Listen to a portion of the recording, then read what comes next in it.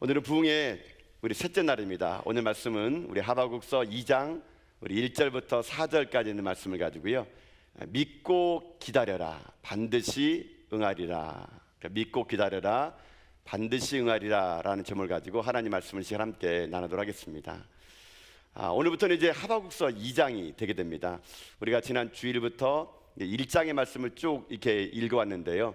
어떻게 보면 1장은 하박국이 하나님께 질문하고 또 하나님이 뜻밖의 대답을 하시고 또 그게 이해가 안 돼서 하박국이 또 질문하고 이런 과정의 반복적인 일들이 이루어지게 됩니다. 그래서 지금까지 우리가 하박국서 1장을 쭉 여러분과 함께 이제 말씀을 보았는데 약간 말씀이 어떤 결론을 맺지 못하고 계속 의문점과 또 다른 질문과 또 다른 의문점과 이렇게 말씀이 진행된 것처럼 여러분 느끼실 거예요. 그렇게 느꼈다면은 정상입니다. 그러면 이제 하나님께서 오늘 이제는 2장을 통해서 무엇을 얘기하냐면요, 이제 그토록 하나님께서 이 하박국이 궁금하게 여겼던 것들, 왜 이런 일이 벌어지는 것들, 이런 것들을 하나님이 하나하나 이제 하박국에게 이제 말씀해주고 있다는 것이죠. 결국 이 제가 1장을 쭉 이제 여러분과 함께 나누면서 본 거는요, 이런 것 같아요. 하박국이 의문점을 가지고 인생이 풀리지 않은 문제를 가지고 하나님께 나가서 결국은 어떻게 되느냐, 자기의 생각이 하나님의 생각과 맞아가는 겁니다. 쉽게 말하면 우리가 그런 말 쓰죠. 이제 코드가 맞아가는 거예요. 코드가 이제 하나님의 생각으로 하박국이 점점 맞아가는 그런 과정, 여러분 그런 걸 뭐라 부르냐면요, 믿음의 과정이라고 하는 겁니다. 믿음의 과정. 그다음에 믿음의 과정이란 하나님의 뜻밖의 대답 속에, 이해할 수 없는 이야기 속에 내가 점점 맞춰가는 거, 그게 바로 믿음이라는 것이죠. 문제는 하나님에게 있는 게 아니고요, 나에게 있는 거예요. 내가 믿음의 분량이 적다 보니까 모든 하나님의 그 응답이요, 뜻밖의 대답이 되는 거거든요. 내가 믿음의 분량이 많아지고 넓어지고 크게 되면은요, 하나님 말씀의 모든 것들이 다 내가 용납이 되는데, 내 그릇이 작다 보니까 이 그릇에 바깥으로 떨어지는 단비들을 이해하지 못하는 거예요. 그 은혜를 내가 못 받아들인 거예요. 결국 이 하박국은요, 이제 이 믿음의 용량을 점점 키워갑니다.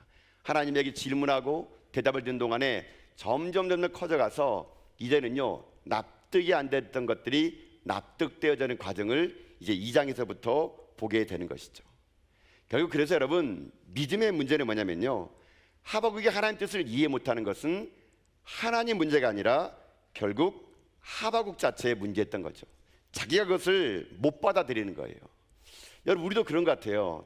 인생 살면서 때로는 이게 내 자신이 이거를 못 받아들여 가지고 때로는 당황스럽고 황당한 일들이 얼마나 많이 있습니까? 제가 뭐 이런 이야기를 들어봤어요. 이게 뭐 실제인지 잘 모르겠는데요, 그 어떤 할머니가 이 복권에 당첨이 된 거예요. 금액이 자그마치 얼마인 줄 아십니까? 100억이요. 100억. 100억, 제가 동그라미 몇 개인지도 모르겠어요. 100억이 당첨된 거예요. 이 할머니가 100억에 당첨돼 가지고 너무 큰 금액 당첨되니까 이 은행에서 이 할머니에게 100억이 당첨됐어요 이렇게 통보해 주면은 이 할머니가 이 심장마비로 돌아가실 것 같은 생각이 든 거예요. 그래가지고 할머니를 이제 그 가족들을 막 수소문했는데, 이 할머니가 하필이면 또 호련단신인 거예요. 그래서 어떻게 이 100억을 당첨한 거를 말씀드릴까 은행에서 막 고민하다가 이 할머니가 교회를 다니는 걸 알게 돼요. 그래가지고 은행에서 목사님에게 부탁한 거예요. 목사님 가셔가지고 할머니 안 놀래게끔 천천히 잘 얘기해 주세요, 이런 말을 들은 거예요. 목사님은 자기 교구에 있는 분이니까 가서 할머니한테 얘기한 거예요. 할머니, 혹시 복권 100억에 당첨되시면은 뭐 하시겠어요? 이게 물어봅니다. 그러니까 할머니가 아유, 내가 뭐 그럴 리가 있어요? 그럴 리 없어요 하는 거예요. 그러니까 목사님이 또 놀랄까봐, 아니 그래도 인생 모르는 거 아닙니까? 혹시 100억에 당첨되면 그거 어떻게 하실래요? 이렇게 물어본 거예요.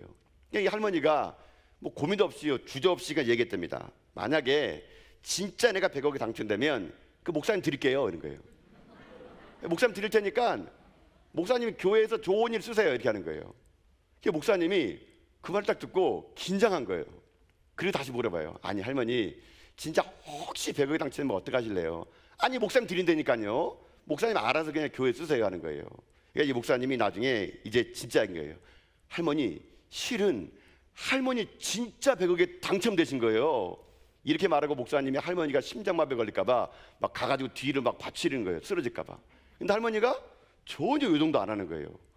그러니까 이 목사님 놀란 거예요. 아니 할머니 진짜 100억이 당첨됐다니까요. 그러니까 할머니가 하는 말이 뭐냐면, 아니 그러니까 목사님 쓰시라니까요, 이렇게 하는 거예요. 목사님 약속대로 드릴게요. 교회를 사람이 쓰세요. 이렇게 말하니까 목사님이 그 말을 듣고 여러분 어떻게 했을까요? 할머니 감사합니다 이렇게 했을까요?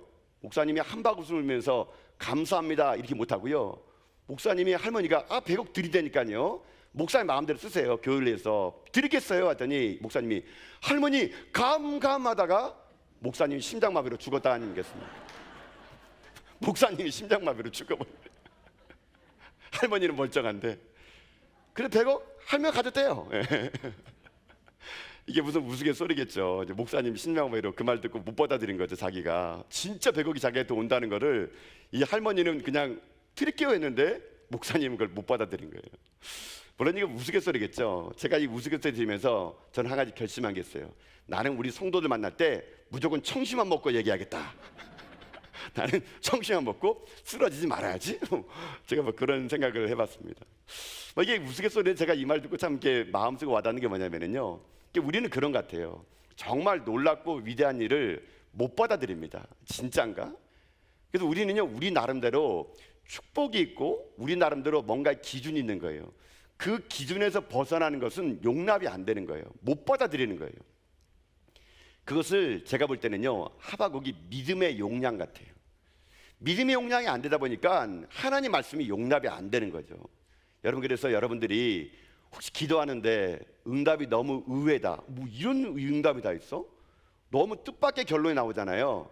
그러면 그때마다 여러분의 믿음을 점검하세요. 아, 내가 이걸 못 받아들이는 만큼의 믿음이 요것밖에 안 되는구나, 요것밖에 안 되는구나. 그게 여러분의 믿음의 용량이에요, 여러분요. 그래서 믿음이 넓은 사람은요, 웬만한 것들 다 받아냅니다. 다 받아내요. 믿음이 큰 사람들은 제가 볼 때는요, 바다 같아요. 큰 바다 같아가지고 여러분, 어떤 누가 돌을 던져도요, 그 큰 바다에 돌을 그냥 삼켜버려요. 삼켜버려가지고 그 바다 깊은 곳에 돌이 꼬르륵 가라앉아가지고요, 돌도 안 보여요. 바다처럼 믿음이 큰 사람에게는요, 비가 내려도 그건 비가 아니에요. 근데 여러분, 믿음 용량이 작은 사람은요, 시냇물 같아요. 그래서 그냥 조그만한 일에도 그냥 어떻게 하면 막 시름이 막 쫄쫄쫄쫄 흐르는 것처럼, 믿음 없는 사람 보세요. 조그만 어려움 받으면 막 어떻게 하면서 막 중내 산에 막 이러지 않습니까? 시냇물처럼 작은 용량 가진 사람은 쫄쫄쫄쫄 흐르는 거예요. 그러니까 돌 던지면 어떡해요? 그거 돌 다 보이잖아요. 너무 얕으니까. 맨날 자기에게 돌 던지는 거 꺼내놓고 이 사람이 왜 날 돌 던졌지, 그 묵상하면서 쫄쫄쫄쫄 신앙으로 살다 보니까 여러분, 힘들고 어렵고 납득이 안 되는 거예요. 여러분, 그래서 저는 이번 가을 부흥회 때 여러분의 믿음이요, 용량이요, 넓고 깊을 수 있기를 주님의 이름으로 축복합니다. 그런 믿음의 사람 되세요. 그러면요, 납득이 안 되는 게 다 납득이 되고요, 이해 안 되는 게 다 이해가 돼요. 하나님은 하박국을요, 지금 그렇게 만들어가고 있어요. 근데 아직 하박국은 그런까지 분량이 안 된 거예요. 그래가지고 2장에 가서 어떻게 하는지 아세요? 이제 하박국이 작심하고 하나님 앞에 이제 하나님이 나에게 어떻게 응답하실까를 내가 보고 말리라, 그런 마음을 가지고요, 하박국이 아주 독특한 태도를 취합니다. 여러분, 오늘 여러분 핸드북 보시면서 한번 1절 말씀 같이 한번 읽어보도록 합시다. 자, 1절 말씀이거든요. 함께 읽어봅시다. 시작. 내가 내 파수하는 곳에 서며 성내에 서리라. 그가 내게 무엇이라 말씀하실지 기다리고 바라보며 나의 질문에 대하여 어떻게 대답하시는지 보리라 하였더니 아멘. 자, 여러분 거기 한번 밑줄 그어보세요. 내가 내 파수하는 곳에 서며 성루에 서리라. 그 밑줄 그어볼까요? 이제 하박국이요, 좀 달라졌어요. 그전까지는 하나님 말씀하시면 막 왜 그래요? 무슨 말이에요? 왜 그렇게 하세요? 이렇게 했던 하박국이 이제는 하나님을 기다린대요. 이게 여러분 되게 은유적인 표현이에요. 은유적인 표현. 그러니까는 성이 있으면 성의 가장 높은 곳에서 이제 하박국이요, 하나님을 기다리겠다는 거예요. 기다리겠다. 지금 하박국의 믿음이요, 조금씩 자라고 있는 거예요. 불평하고 원망했던 자가 이제는 하나님이 어떻게 하실까를 기다린대요. 조바심으로 막 애골 닦다라는 것이 아니라 하나님이 어떻게 말씀하시나 내가 성루에 서서 한번 하나님이 하시는 말씀을 기다려봐야지. 이게 하박국이 변화되는 거죠. 지금 하박국은요, 자기 생각 속에 하나님을 가다놓다 보니까 이해가 안 됐던 거예요. 이제는 자기 생각을 뛰어넘어 가지고 성루에 서서 하나님이 어떻게 응답하시나 내가 들어야겠다라는 적극적인 자세로 지금 기다리고 있는 거예요. 조바심 안 내고. 그런 그에게 하나님이 2절에서 이렇게 응답하십니다. 여러분 2절 말씀 볼까 한번요. 자, 2절 봅시다. 시작. 여호와께서 내게 대답하여 이르시되 너는 이 묵시를 기록하여 판에 명백히 새기되 달려가면서도 읽을 수 있게 하라. 아멘. 자, 하나님이 하박국에 뜻밖의 말씀하세요. 너는 내가 지금부터 말하는 걸 기록해. 판에다가 분명히 새기는데 여기 좀 재미난 표현 나와 있죠. 달려가면서 읽을 수 있게 하라, 이런 표현입니다. 저는 이 말씀이 참 멋있는 것 같아요. 여러분, 하박국이 만약에 하나님 앞에 이렇게 묻고 하나님 대답하고 또 묻고 대답했던 많은 의문점들을 그냥 하박국이 자기 자신의 개인의 문제로 덮어놨다면 오늘 우리들에게는요, 이 하박국서가 있지 않았을 거예요. 하나님은 인생의 문제, 하박국이 질문했던 것들이 지금 살아가는 2021년도 이 대한민국에도 그대로 여전히 우리에게 의문이 있을까 봐 하박국이 말씀하는 겁니다. 너는 이것을 기록해야겠다. 판에 새겨라. 달려가면서 읽을 수 있게 하라는 말은 뭐냐면요, 이 말씀이 빠르게 전파되게 하라, 이 말이에요. 여러분요, 뭐 달려가면서 읽는 게 아니고요, 이 말씀이 빠르게 전파되라, 이거예요. 그러니까는 지금 이 의문점과 지금 이 깨닫지 못하는 말씀 때문에 고민하는 백성들에게 너는 빨리 가서 이 말씀을 전해라, 이 뜻이 달려가면서도 읽을 수 있게 하라, 이렇게 지금 표현한 거예요.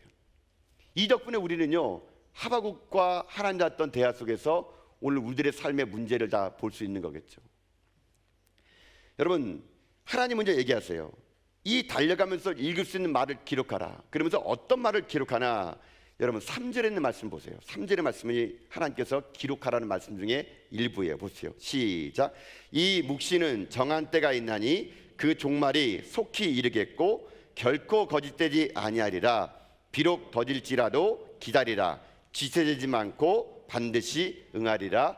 아멘. 자, 여러분 여기도 밑줄 그으셔야 돼요. 정말 중요한 말씀 나와요. 3절 마지막에 비록 더딜지라도 기다리라. 어떻게 된다고요? 지체되지 않고 반드시 응하리라. 이게 하나님이 하박국의 의문과 내신 말씀이에요. 뭐라고요? 비록 더딜 수 있대요. 그러니까 하나님이 여러분 3절 보면은요, 이 묵시는 정한 때가 있다는 거예요. 정한 때라는 것은 하나님의 기한이라는 얘기예요. 우리 때가 아니고요. 그러니까 하나님의 때와 내 때가 다를 수 있겠죠. 하나님의 정한 때는 우리는 몰라요. 그런데 하나님 말씀하시기를 네가 볼 때는 이게 비록 더디게 보이고, 아니 언제 하시려고 그러세요? 이렇게 할지 모르지만 하나님 말씀하세요. 기다리래요. 내가 지체되지 않고 반드시 내가 응하겠대요. 자, 여러분 이 말은 이거예요. 하박국의 의문점이 이거였거든요. 하나님, 우리 유다가 조금 악해요. 나 그거 인정할게요. 근데 하나님 생각해 보세요. 우리가 이렇게 악하다 그래가지고 우리보다 더 악한 바벨론을 들어가지고 아니 우리를 치시겠다는 게 이게 말이 됩니까, 하나님? 아니 우리가 하나님 그래도 백성인데 말이 됩니까, 하나님? 이렇게 얘기할 때 하나님 말씀하시 그거예요. 아니, 너희들은 분명히 내가 이 갈대아 사람을 들어가지고 분명히 심판할 거야. 근데 한 가지 네가 모르는 게 있는데 이 갈대아인도 악하거든. 이 갈대아인은 너희들을 올바른 길로 인도하려고 내가 잠깐 든 회초리야. 얘네도 분명히 악하기 때문에 내가 정할 때에 반드시 갈대아인을 내가 심판할 거야. 그러니 그때까지 너희들은 나를 믿고 기다려야 돼. 이 말이 바로 3절에 있는 말씀의 해석인 거예요. 여러분, 하나님은요, 하나님의 때가 있는 거예요. 그때 여러분 반드시 응답하신 거예요. 자, 그러면 이제 우리 어떻게 해야 될까요? 오늘 이 2장과 하박국 전체에 결론 같은 보석 같은 정말 아름다운 말씀이 이제 4절에 나오는데요. 이 4절은 뭐냐면요, 자, 하나님이 정한 때가 있어요. 반드시 이루겠대요. 그러면 그때 올 때까지 우리가 어떤 삶을 살아야 되느냐, 이게 정말 중요한 말씀이 4절이에요. 여러분 4절의 말씀을 같이 한번 읽어봅시다. 자, 시작. 보라, 그의 마음은 교만하며 그 속에 정직하지 못하니 의인은 그의 믿음으로 말미암아 살리라. 아멘. 자, 여기도 밑줄 그으셔야 돼요. 의인은 그의 믿음으로 말미암아 살리라. 밑줄 그으시고요, 별표 100개 하셔야 돼요. 100개 100개. 여러분 이거 정말 중요한 말씀이에요. 정말 중요한 말씀이에요. 이 말씀이 종교 개혁자들의 마음의 문을 두들겼고, 이 말씀이 로마서와 갈라디아서의 말씀의 중심이 됐고, 이 말씀이 사도 바울 가운데 꽂혀서 복음이요 이 땅 가운데 펼쳐지는 정말 중요한 말씀이 하나님이 여기에 기록해 놨어요. 여러분, 그래서 혹시 여러분 핸드백이나 책에 이렇게 기록할 때 이렇게 하면 좋아요. 아까 제가 3절 마지막에 비록 더디더라도 기다려라, 지체장 응하리라 이렇게 했잖아요. 그러면 이게 화살표를 딱 그어가지고 의인은 그의 믿음 말미암아 살리라, 화살표를 딱 그쪽으로 연결시켜준대요. 그러면 여러분 이거 다 된 거예요, 여러분. 그러니까는 비록 더딜지라도 기다려라, 지체되지 않고 응하리라, 거기다가 화살표를 쭉 그어가지고 4절 의인은 그의 믿음 말미암아 살리라, 이렇게 여러분 밑줄 그으시면 여러분 좋아요. 여러분, 자, 이 말씀이 하바국의 주제의 말씀이고, 이게 성경의 정말 하바국서의 보석 같은 말씀이에요. 여러분 여기 말씀 보면은 하나님 말씀하세요. 보라, 그의 마음이 교만하며, 이 그라는 건 누구냐면요 갈대아 사람이에요. 그러니까 갈대아 사람 걔네는 교만하대요. 그 걔네는 정직하지 못하는 거예요. 근데 하나님 뭐라고 말씀하세요? 근데 걔네가 교만하고 정직하지 못하는 거, 그거 보면서 하나님 왜 쟤네를 통해서 우리를 때려요? 그거 보지 말라는 얘기예요. 쉽게 말하면 하나님은요, 야, 세상 사람들, 악한 사람들 잘 먹고 잘 살고 그들이 뭐 너희들의 의인을 때리고 그거 신경 쓰지 말라는 겁니다. 너는 네 일을 하라는 거야. 네 일을 하라고. 네가 할 일은 뭔지 아니? 하나님 말씀 이거예요. 너가 할 일은 이거야. 믿음으로 너무 살면 되는 거야, 이겁니다. 믿음으로. 여러분, 오늘 이 시대를 살아가는 우리들에게 하나님이 말씀하시는 게 뭔지 아세요? 하나님, 왜 코로나19로 인해서 전 세계가 이렇게 어려워요? 왜 대한민국에 이렇게 힘들게 삽니까? 아니, 하나님, 세상에 그래도 교회는 보호해 주셔야죠. 우리가 예배 드리는데 교회에서 확진자가 나오면 어떡합니까? 하나님, 하나님 너무하신 거 아니세요? 세상 사람들이 얘기해요. 야, 니네 하나님 믿는다며. 야, 니네 하나님한테 코로나 좀 물러가라도 기도 좀 해봐라. 니네 하나님은 코로나라도 못 물지면서 니네 무슨 예배 드린다 그러냐? 하나님, 세상 사람들이 그렇게 손가락질해요. 하나님 조롱하고요. 우리 보고 진짜 하나님 살아계시면 코로나 좀 물러가게 하라고. 근데 하나님 계속 기도하는데 왜 코로나 안 물러가고 교회에서는 확진자가 나가지고 우리가 세상 사람들로부터 아유 저 예수쟁이들, 하나님 왜 우리가 이런 말을 들고 살아야 돼요? 너무 힘들어요. 어려워요. 하나님 뭐예요? 왜 그래요? 여러분, 이런 많은 의문투성이가 여러분에게 있지 않겠습니까?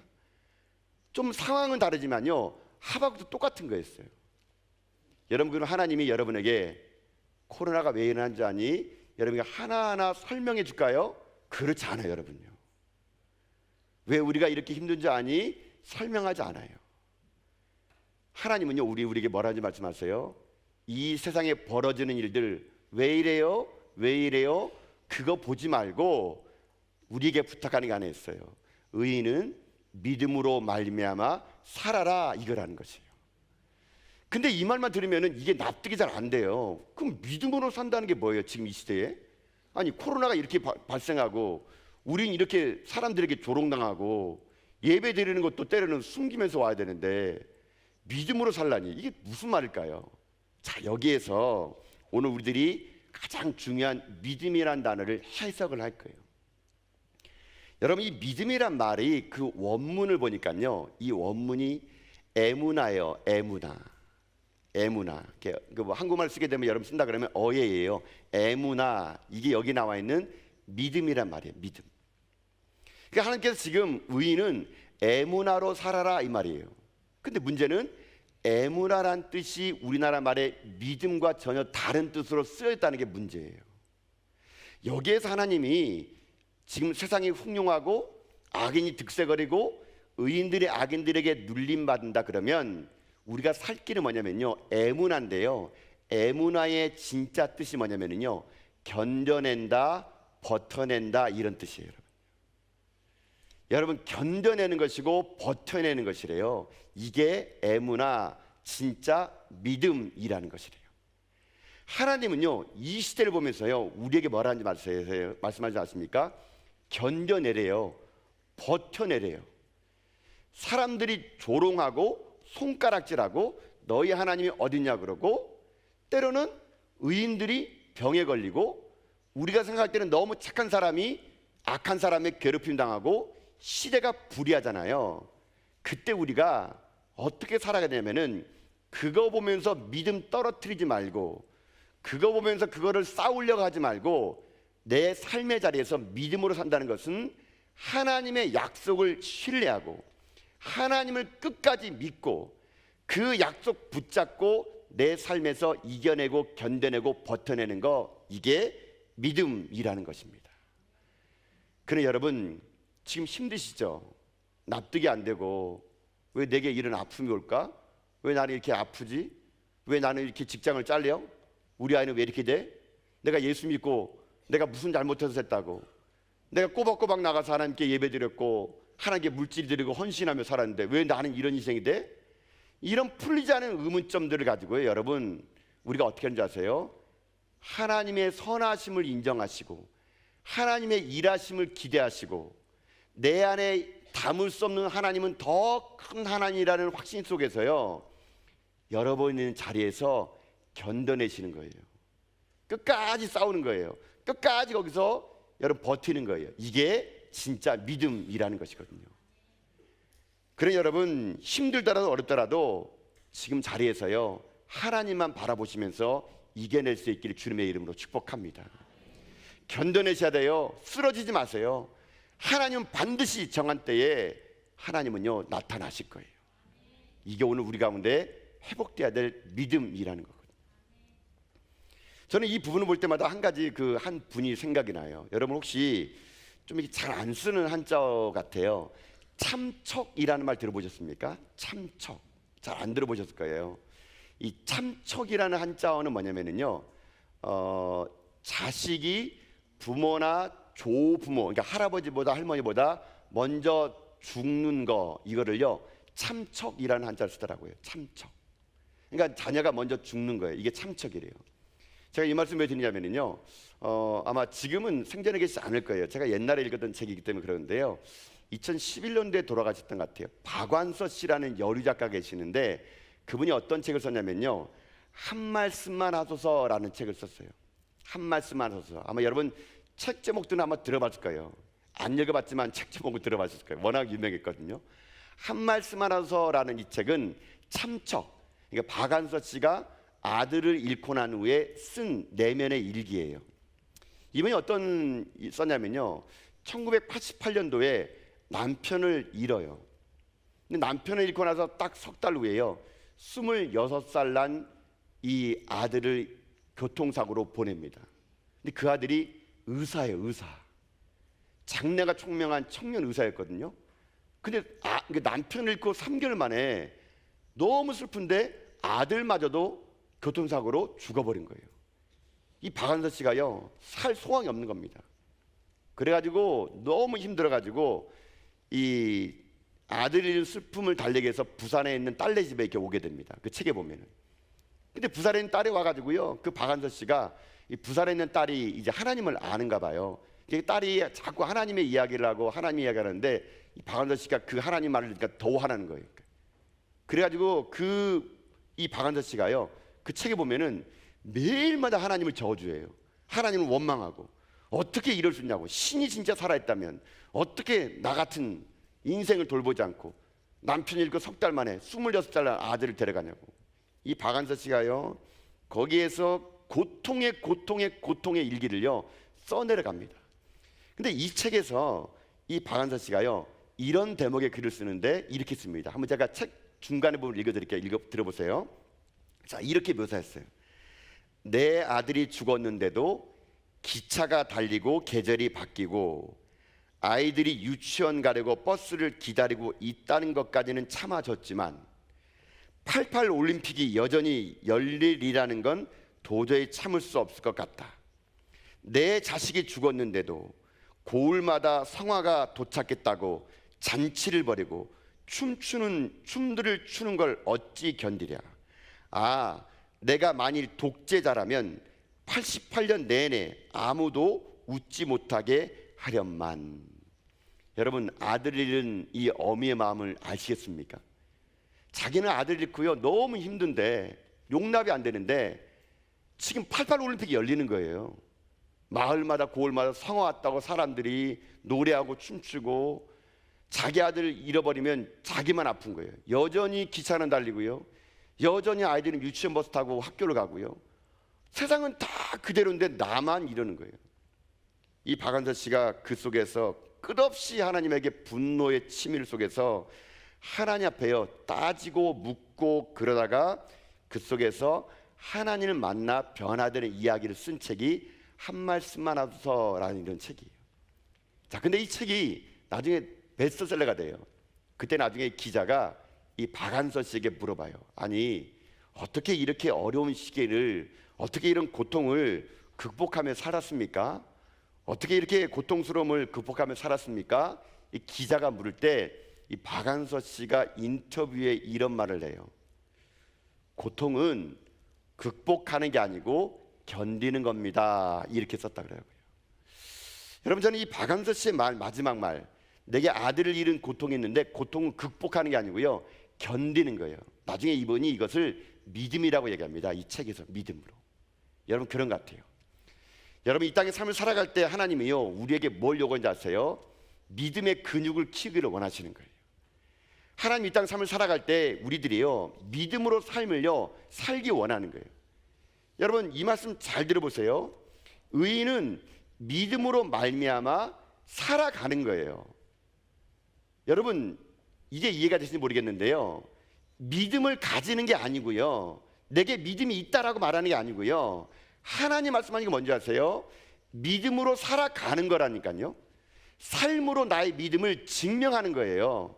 내가 믿음이 있노라고 말하는 게 아니라 이런 납득이 안 되고 이해도 안 되는 상황 속에서 견디기 어렵지만 의인은요 세상 바라보지 말고 내 삶의 자리에서 믿음으로 살아가는 거예요. 견뎌내는 거예요. 끝까지 이겨내는 거예요. 끝까지 내 삶 속에서 하나님이 일하실 것을 기대하면서 삶으로 믿음을 증명해내는 거, 이게 하나님이 원하시는 진짜 믿음의 삶이라는 것이거든요. 많은 사람들이 믿음이 있노라고 말하는데요, 믿음이 전부 다가 관념적이고 추상적인 거예요. 진짜 믿음은요 나의 삶에서 삶으로 증명돼야 되는 거예요. 고난이 닥쳐오고 아픔이 닥쳐오고 눈물이 오더라도 하나님이 반드시 때가 되면은 이룰 것이라는 믿음을 가지고요 나의 눈물 나는 삶의 자리에서 하나님 믿고 그것을 억척 이기는 힘을 가지고 살아내는 거예요. 이게 진짜 하나님 원하시는 믿음으로 이겨내는 삶이 될 수 있는 거거든요. 사랑하는 성도 여러분, 전 여러분들이요 삶을 살 때마다 믿음으로 여러분이 삶을 증명해내는 여러분 될 수 있기를 주님의 이름으로 축복합니다. 내 삶이 믿음이 있노라고 말하는 게 아니에요. 그 믿음을 가지고 살아내야 되는 겁니다. 여러분, 직장에서 믿음을 보여주시는 거예요. 아무도 믿음 보이지 않을 때 그때 믿음 보이는 게 진짜 믿음이에요. 누구나 평탄하고 누구나 온유하고 잘 먹고 잘 살할 때 그때 여러분 믿음 말하는 건 믿음이 아니에요. 진짜 믿음은요 내 목에 칼이 들어오고 내가 당장 먹을 것이 없고 내 삶에 죽음이 닥쳐오고 모든 것들이 많은 사람들이 절망하라고 말하는 그때에 믿음으로 견뎌내서 삶을 살아버리는 거예요. 그때 그게 진짜 믿음으로 산다라고 말할 수 있다는 것이거든요. 하나님은요 하박국에 그걸 요구하십니다. 시대가 악하고 이 땅이 이해될 수 없는 상황 속에서 많은 사람들이 하나님 앞에 원망할 그때에 너는 끝까지 견뎌내라는 겁니다. 끝까지 이겨내라는 겁니다. 믿음이 관념이 아닌 삶으로 증명해내라는 겁니다.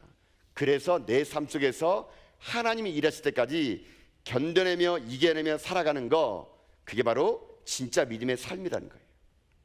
그래서 여러분, 우리가 찬송 부르고 있지 않습니까?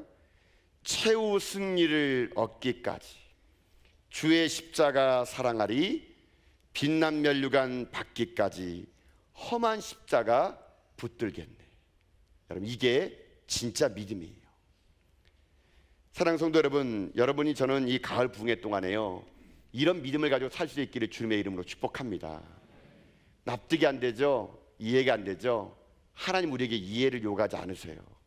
우리는 하나님을 이해할 수 없어요. 우리가 할 일을 먼저 하세요. 견뎌내고 참아내고 이겨내서 끝까지 믿음으로 말미암아 삶으로 그 믿음을 증명해낼 때 하나님의 정한 때에 우리의 인생의 삶은요, 보석처럼 빛나는 인생으로 될 거라고 저는 확신합니다. 오늘도 귀한 하나님 말씀 앞에 여러분 삶이 오직 의인은 믿음으로 살리라, 오직 나는 믿음으로 살겠노라, 오직 우리 가정은 믿음으로 살겠노라, 오직 우리 교회는 믿음으로 살겠노라.